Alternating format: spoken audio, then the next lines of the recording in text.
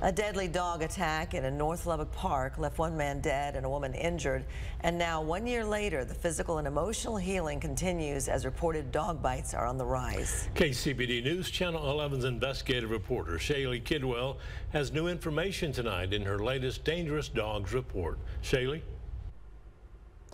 Karen and Admiral, the Buddy Holly Recreation Area attracts walkers and joggers of all ages. You can see the paths are shaded in part by mature trees that line a lake that just glistens in the sun. For some Lubbock residents, their day either starts or ends here. And that was the case for two walkers whose peaceful daily routines turned into a fight for their lives. Uh-oh. If you're up early, you may see Ruth Ann Muffley and her dog Flocka. We're going to go over the bridge, Mama. Let's go over the bridge. Out on their morning walk. Where we always walk. Great. A daily routine interrupted only briefly 1 year ago. Yeah, that's crazy that it's been a year. It does feel like it was just yesterday when it happened. Yeah, it's still fresh in my head, I guess. On September 27th, 2022, 3 dogs attacked Ruth. The scars are still there a little bit. And yeah, this one was the worst one. This was the part where the flesh was hanging out. Her screams echoed through the park, grabbing the attention of men working nearby. They saved my life, so I wouldn't be here if it wasn't for them. The workers distracted the dogs as Ruth ran for safety.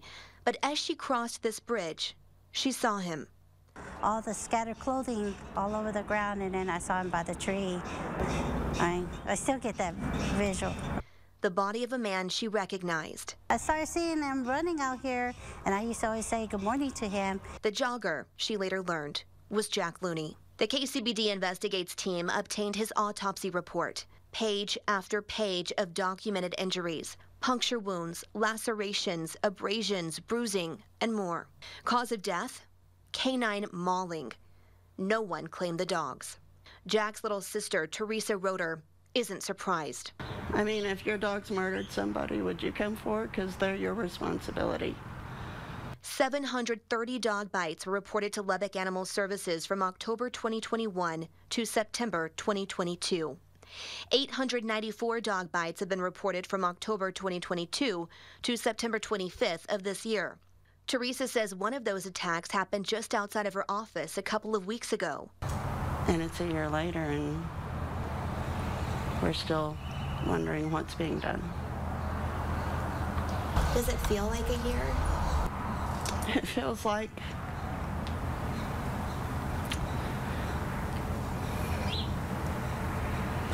a lot longer. 365 days feels like forever. Teresa says Jack exercised here for years. He loved the nature and the peace and quiet. It's just beautiful, and it was his happy spot. She believes her big brother went for a long walk around 1 a.m., which was not uncommon, and was attacked by the pack of dogs a couple of hours later. So many people tried to get him to quit coming out here in the middle of the night. If we had gotten him to stop, think of all the thousands of days, literally, because he did it for years. Thousands of days and nights of joy he would have missed. Teresa says she's happy to see people enjoying this place Jack loved so much, but she worries about their safety. I would like for every pet owner to be required to have their animals chipped, and if they are found to not be chipped, then they get a fine. While knowing who owned the dogs won't bring her brother back or help Ruth Ann heal any faster, it would give these women something they may never have: justice. Ruth tells me she hasn't seen packs of dogs roaming this park since the day of the attack, but she does carry a large stick with her when she's walking alone. You may remember in this deadly dog attack, it took hours to track down those 3 dogs, none of which had collars or microchips. They were euthanized.